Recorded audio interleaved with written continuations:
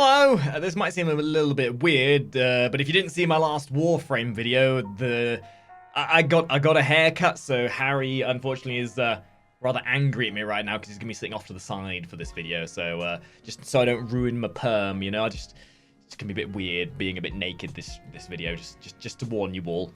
Anyway, good day, ladies and gentlemen, and welcome to a 10-minute reserve queue time just for Nikita to actually accidentally spill vodka on the servers and for you to get disconnected 5 times within the space of 10 minutes. I mean, we've all been there, right? Otherwise known as an Escape from Tarkov guide. Scavs. Scavengers, if you will. Those pieces of AI filth that surround the landscapes of Tarkov. The kind of thing that can either one-tap you from the other side of a map with a Mosin, or not even take a glance at you as you pilfer the loot from their fellow cohorts that stood right next to them.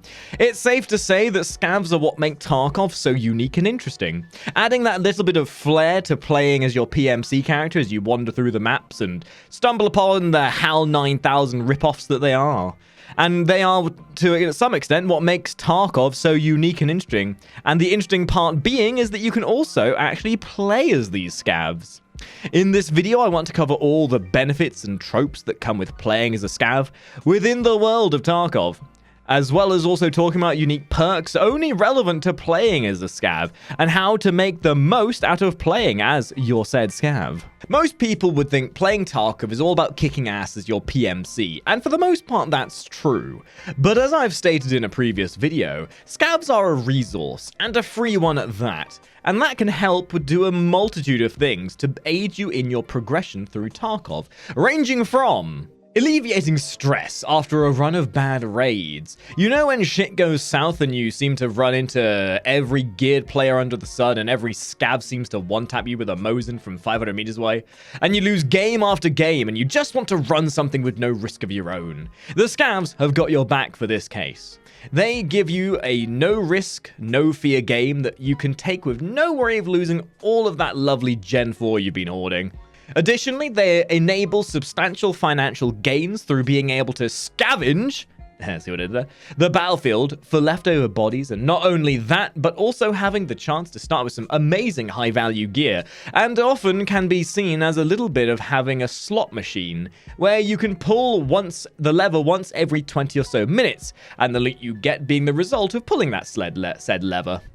In this video, we are going to deep dive the idea of Scavs and explain why Scavs are so fundamentally beneficial to your experience of Tarkov and how utilizing them can radically change your experience of playing the game. So really, there's 2 strategies you can take with a Scav. You can choose to either load in and instantly run to the nearest exit if you spawn with something good, and thus making an instant profit. My recommendation for this would be Factory if you so choose to do so, as usually it'll load you in with only a few minutes left on the clock and most other players having already been killed off. So if you just want to not care so much of playing said Scav as opposed to just seeing what you get and then get the hell out, then that'll be your best bet. Otherwise, you can go for a more explorative manner where you take whatever it is you spawn with and try to get out with more, taking advantage of the fact that you will usually spawn more centric to the map rather than at opposite ends, and therefore gives you much safer exits and more security than the PMCs would normally get. But what makes playing a Scav so unique? Surely they're just a random Scav that spawns with a bunch of crappy gear, and they're nothing that should really be concerned about. Well, I'm about to give you some quickfire facts as to why they are so valuable to you. And honestly, the difference between people who can make use of a Scav and the people who don't are quite substantial. The Scav can make or break your financial gains within Tarkov, and utilizing a Scav to its fullest can mean the difference between earning 1,000,000 rubles or earning 10. Here are the facts. Your Scav will initially have a cooldown of 20-ish minutes. Upgrading your intelligence center to level 1 will reduce that timer by 15%, and then once reaching level 3 will reduce it by an additional 20%, and leaving you with at level 3 with 35% total, which will reduce the cooldown rate of your Scav to 12 or 13 minutes or thereabouts. Your Scav will also be friendly to all other Scavs in the raid you load into, which means you'll be able to maneuver through those other Scavs without being fired upon. However, if you do decide to kill a Scav because they've got a lovely AK that you're really jealous of, or you kill another Scav player that looked at you funny, then all other Scavs within the immediate area will become hostile to you. Keep in mind, if you move far enough away from that area, then the Scavs that weren't spawned in at that area or at the time will then still be friendly to you. So you do have the chance of resetting things if you get that far away. You can also get NPC Scavs to follow you with the in-game commands using double tap of Y. You cannot complete quests as a Scav, however you can still loot quest items that are available as normal drops in the world, such as tank shells and normal world drops. This offers you a great opportunity for possibly trying to complete some of the more collector-friendly quests for things like Ragman and Peacekeeper. As a Scavs, your evacs are different to any of the other PMCs, although you do share some of the same evacs, especially on Factory. And as already mentioned, so this means you'll have to learn other evacs to the normal ones. But this does mean you have the ability of getting out of raids easier than the norm, and most of these evacs are going to be away from the normal traffic locations of PMCs, meaning you're less likely to be bothered on your way out. Scav players spawn into maps that have been active for at least 4 to 5 minutes, depending on the map, and can spawn even up to a point where the map only has 5 minutes left, especially like smaller maps like Factory, for example. This in turn allows you to avoid the initial early fluster of combat between the PMCs. This in turn will allow you to traipse around the map with a little more free will, if you wish. You can queue up to raids as a party of Scav players, and whereas most maps have a max group limit dependent on the map itself, any Scav group can only be up to a max of 4 players. These Scav groups will usually spawn in together, but sometimes it'll split you up into smaller little groups into different segments of the map, so you'll need to try and find each other again. But all of you will likely have different evacs, so you'll need to keep that in mind when you decide to leave the map. Keep in mind, all Scavs are Russian, so you will not be able to utilize the in-game voice commands unless you understand Russian. I wish I did. Ooh. Scav bosses like Killer, Rishala, and Glucose, along with their guards, will shoot you on sight. Sometimes their guards will give you a warning, but 9 out of 10 times they'll just start blasting. I started blasting. Bam, bam. So avoid them unless you plan on taking a fight. You've probably found your Scav sport on your main menu with a variety of different weapons, but do you know what the actual list of items they can be equipped with are? I'm going to show you a lovely list here depicting all the different items that your Scav can have equipped. There is a vast array of them, and these individual weapons and bits of gear can be customized with different individual items themselves. So often you'll find they'll spawn with an AK that's got a drum mag, sometimes they'll have a foregrip, sometimes they won't even have a stock.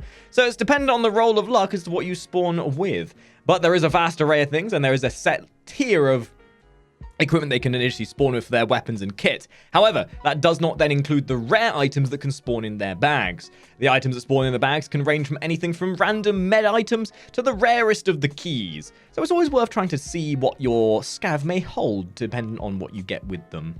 And now it's advice time. It's kind of go figure that your Scav is just like your PMC in the way you can play it. Obviously, you're then limited based on what you load in with. But with your Scav, there are some certain methods that you can be a bit more confident taking that you would otherwise be a little more hesitant to play with your regular character. And because you have all these extra benefits at your side, it's sometimes worth trying to play your Scav a little bit differently. With these next little tidbits, we're going to try and help you maneuver your strategies as a Scav to more fit the notion of being a Scav player. The first bit is noticing other Scav players and realizing that it's not always pertinent to work with them. Other Scav players are there for themselves. It is a Scav eat Scav world. I would highly recommend, and this is my personal recommendation, you don't have to follow it, if you see other Scav players, just freaking kill them. Because if you don't kill them, chances are, if they notice you're a Scav player, they're going to kill you and hope you've got a labs key in your pockets. It is just the way things go. That's not to say you can't make friends with the other Scav players. I mean, you know, Billy over there definitely wants to be friends with you, but that won't say that if he sees you pick up a nice bit of gear, he won't pop you in the head for it. Working from that same notion, you can attempt to meld with other Scavs. This, in turn, will allow you to hopefully pass by the oppressors that would otherwise want to kill you. Scavs move in a very robotic manner, and if you try to imitate them through moving in a similar fashion, then you should be able to blend in with them quite easily.